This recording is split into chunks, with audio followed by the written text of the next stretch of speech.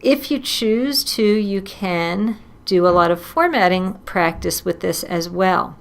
We talked about the sum function in an example.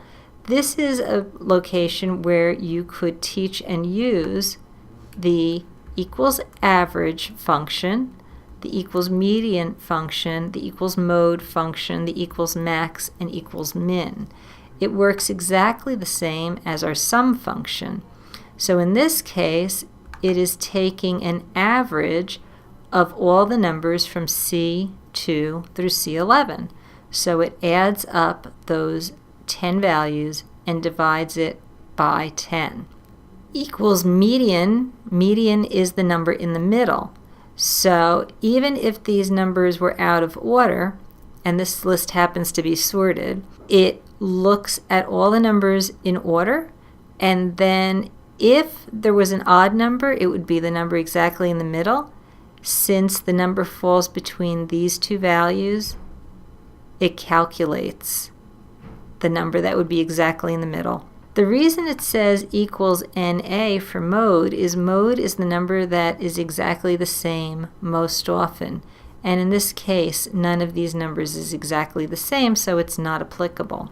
At max finds the largest number in a list, and at min finds the smallest number in the list. I put a box with formatting around the median of the total land area. And then that number was 1,866,070. So I drew a line and just added a line to the bottom border to show where that median number falls.